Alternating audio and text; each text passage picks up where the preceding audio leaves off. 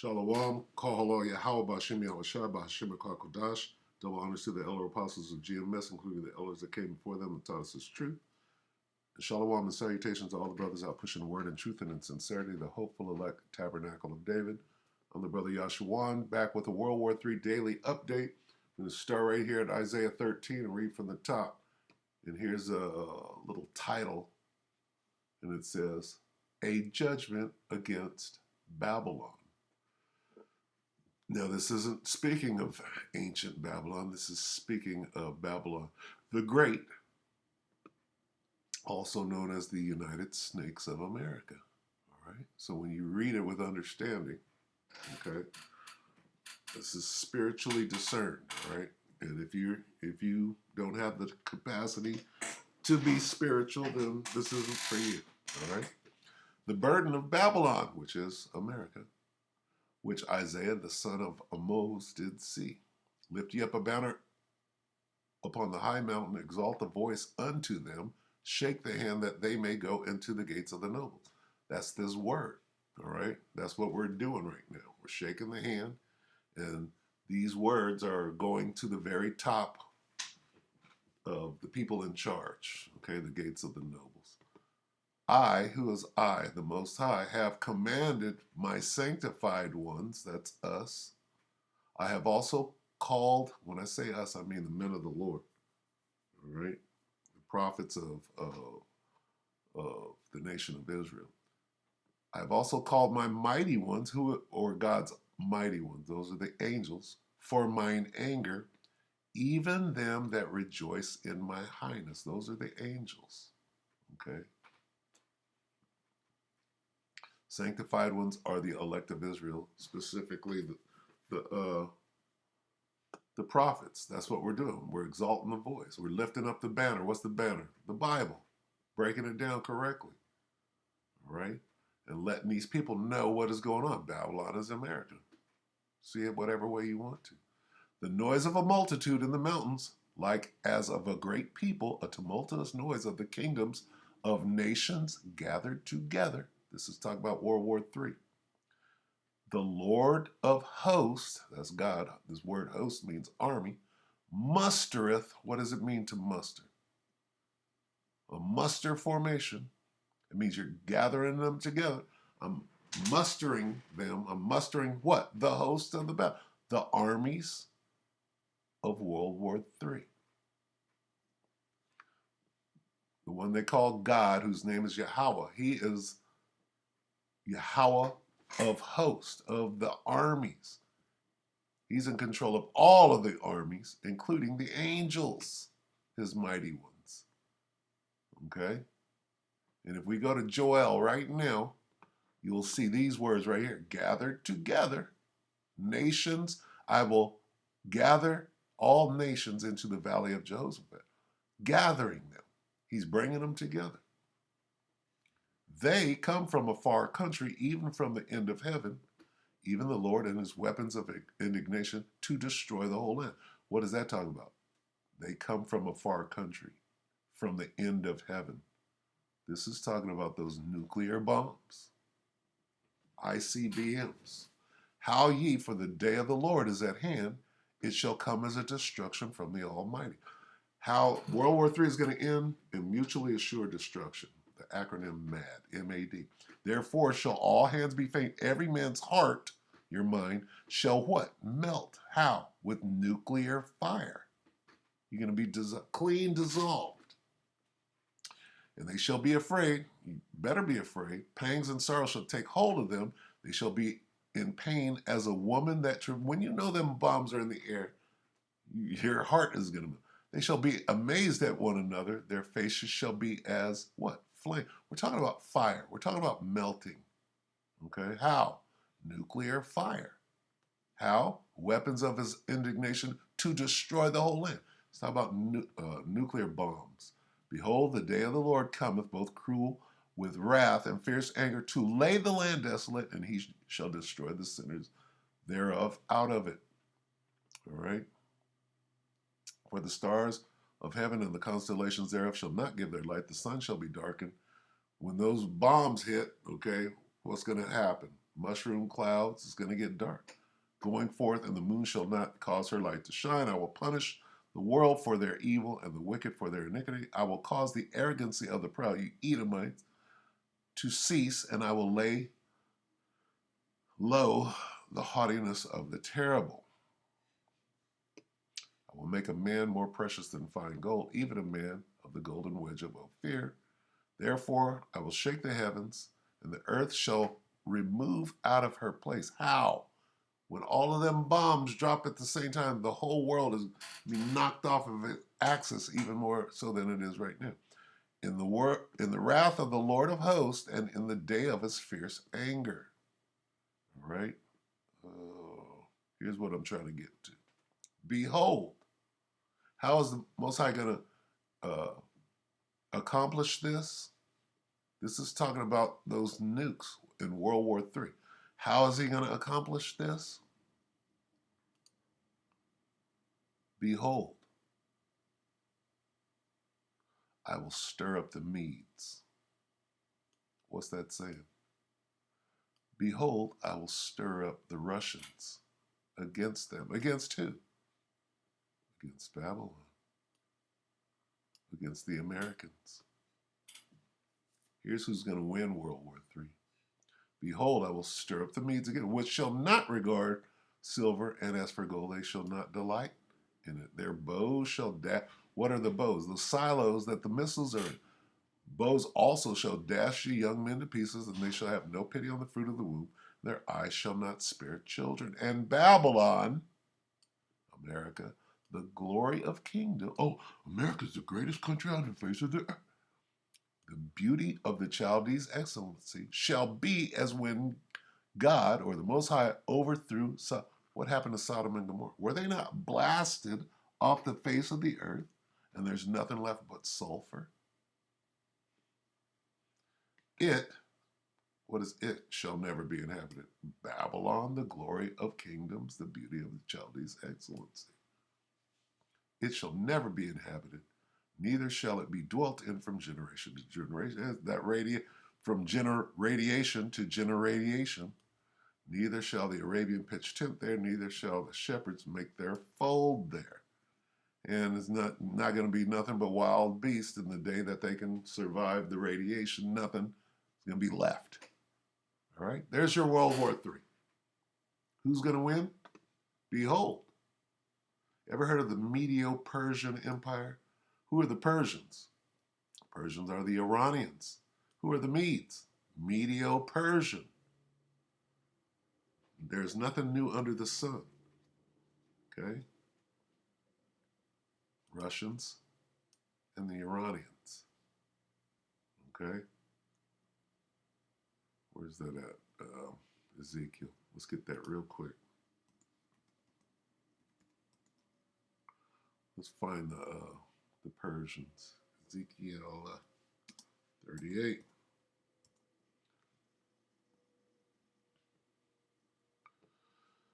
Ezekiel 38 from the top, and the word of the Lord came unto me, saying, Son of man, set thy face against God, the land of Magog. Who's that? The Russians. All right.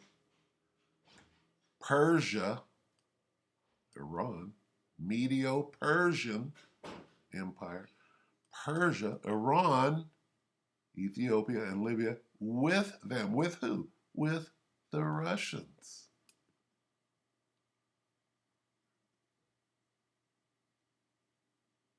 This is talk about World War III too. Okay?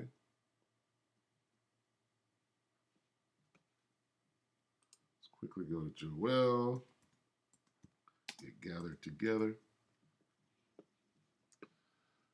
I will also, Joel 3 and 2, I will also gather all nations and bring them down into the valley of Jehoshaphat over there in where Iran is, in the Middle East. You're going to do what? I will gather the armies of the world into the valley of Jehoshaphat. So that's your World War III. And who's going to win for that matter? All right, let's go here. Military and Foreign Affairs Network, 24 minutes ago, the update War update, Russian and Ukraine war update. Russian-Ukraine conflict, January 19th, 24 minutes ago. Let's take a look after the commercial.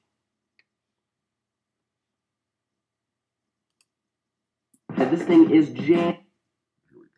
Good day, everybody, and welcome to another edition of the Military and Foreign Affairs Network. I am your host, the voice of reason. In today's coverage, we're going to continue to have a look at the ongoing situation, the ongoing crisis between Russia, Ukraine, NATO, and the West.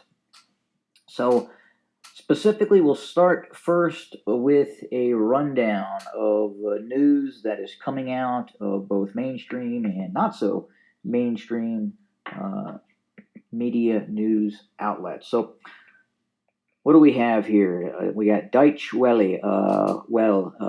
Why Germany refuses weapons deliveries to Ukraine. CNN, this is our last chance. Experts raise alarm on Russia, Ukraine. Mail Online, 6 Russian landing ships sail past Britain, sparking speculation they are bound for Ukraine. Mirror.co.uk, 6 Russian landing ships sail past, same thing. Let's see here. Oman Observer, Putin to Ukraine, marry me or I'll kill you. Interesting. TASS, EU threatens massive anti-Russian sanctions if situation in Ukraine deteriorates. France 24, Blinken in Kiev to back Ukraine as Putin stares down West. New York Times, a video, Blinken warns of Russia plans for short notice attack on Ukraine. So again, by all indications, both from now even U.S. government resources, it would appear that Russia has all the needed assets in place to launch a operation into Ukraine. Obviously, we're starting to see those 6 ships, 3 from the Baltic Sea Fleet and 3 from the North Sea Fleet that appear to be heading towards the Atlantic. And again, these are 6 of the Rapucha class landing ships. Again, I wouldn't put too much.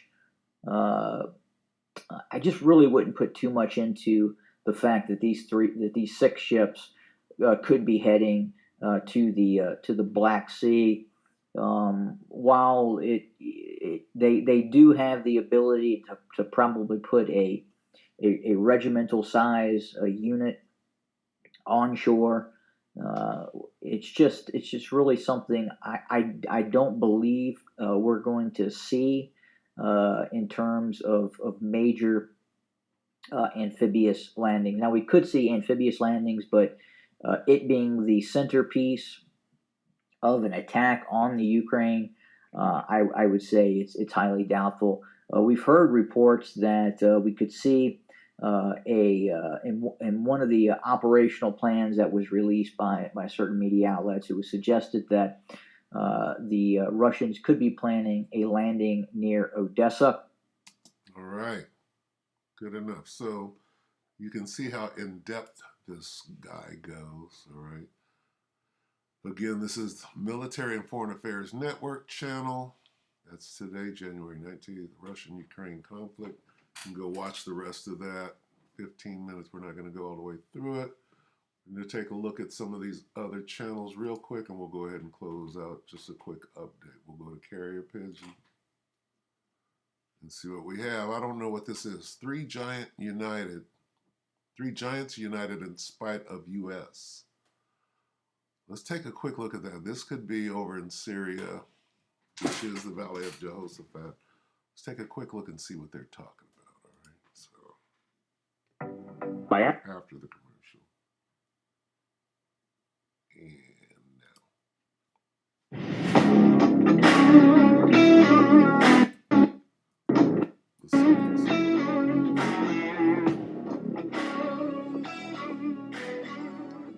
If it's Syria, I'm not really interested. That's been Welcome going to the for. Carrier Pigeon channel. Russia can attack Ukraine at any time. Deployments continue on the Russia-Ukraine border. Russia has been carrying tanks, armored vehicles, air defense systems and personnel to the region for days. We know that even a hospital was established in the region. Russia is openly trying to complete its war preparations. After the preparations are completed, Russia will attack at the first opportunity. The Ukrainian-Russian war also spread to Europe. Preparations for war also began in Europe. Tension in Europe escalated faster than expected. Russia continues to strengthen the region. Tensions between Ukraine and Russia are very high. Russia is about to start the offensive. Therefore, Russia began to evacuate its diplomats from Ukraine. In total, 30 diplomats in Kiev were evacuated. We know that 18 Russian diplomats left the region at the beginning of January. See, this is really good information. What does this tell you? World War III, all right, is jumping off right now. You can wave it off as though, okay, is Vladimir Putin sending nuclear weapons this way to the West? Yes, he is. Is he sending troops this way? Are submarines off the coast of Florida? Are planes being spotted off the coast of Florida? And we're talking about Russian nuclear submarines, Russian warplanes. This is World War III. Let's listen to a little more of this. We'll close it out. In 2020, there was another tension between Ukraine and Russia. However, the Ukrainian civilian population attacked the Russian embassy and consulates. Russia announced that it was withdrawing its diplomats from the region as a precautionary measure. That means that they don't want to kill their own people. They're getting them out of there. The fire, the shit is about to go live. It's about to go hot. All right. But I think this retreat is a preparation for the offensive. I can even call it the last stage of attack preparation. Because if you want to protect your ambassadors and consuls, you can increase your security forces in the region. Molotovs were thrown at the consulate during the attacks in Ukraine. Afterwards, the protests continued and the protesters dispersed. In total, 38 Russian diplomats were in Ukraine. All 38 diplomats returned to Russia. I see this retreat as the final stage of attack preparation. On the Ukrainian side, the activity continues. Britain continues to carry military systems with 3 transport aircraft. According to the statements, the United Kingdom is deploying a large number of anti-tank systems to Ukraine. British Defence Secretary Ben Wallace said they would only place light anti-tank systems in the area. However, 3 large transport planes were sent to the region. Thus, England began to send more systems and personnel to the region. Following the British intelligence reports, NATO countries and especially the United Kingdom began to fully deploy in the region. Because there could be a Russian attack at any time. It is thought that Britain brought brimstone missiles to the region to Ukraine. Ukraine has a large number of anti-tank missiles. Okay. So you see that. That's World War III jumping off in your face. Let's just type something in real quick. What relationship does the U.S. have with the Ukraine? Let's type this in. Joe, Sleepy Joe, and Hunter Biden dealings with Ukraine. Ukraine.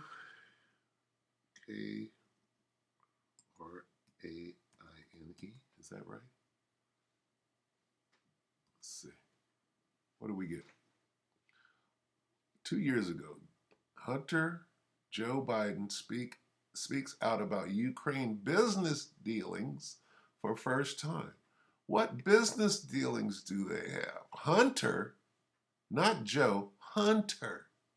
Hunter Biden says he never spoke to father about Ukraine business dealings.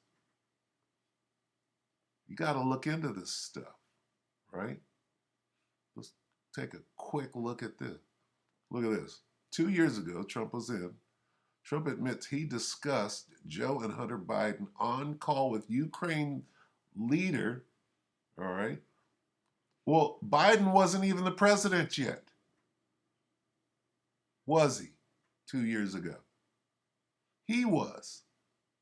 So what is Biden and his son doing over in the Ukraine with business dealings? This isn't presidential correspondence. They're over there enriching themselves, all right? And now we're at war with Russia because of these business dealings. Okay? Is the Ukraine going to war with Russia? No. NATO, the EU, and specifically this guy. What's the business over there? All right? A year ago, Joe Biden responds to a question on Hunter's work in the Ukraine. Nothing was unethical. Right. You see what's going on here? It's just a little news.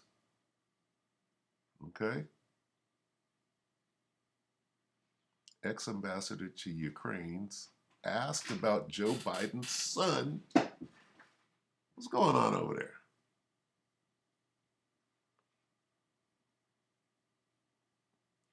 If Russia did, this is 23 hours ago, if Russia did invade, how far would the West, the United States, go to support Ukraine? Well, what's going on over there? What are these guys doing?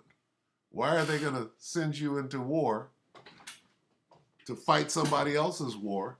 Well, because you got interests going on over there before you even became the president. The hell is going on here? All right? So, with that, let's get something and get out. Let's just get Revelation. Revelation 11 and 14. The second world war, the second world war has passed. Behold, the third woe is coming shortly. Hey, how shortly? You mean when those real bombs start jumping off? Like the two in Tonga? Right? Those nukes? Go watch yesterday's World War III Daily update from this channel. All right, so with that, we hope that the elect were edified, and with that, we'll say shalom.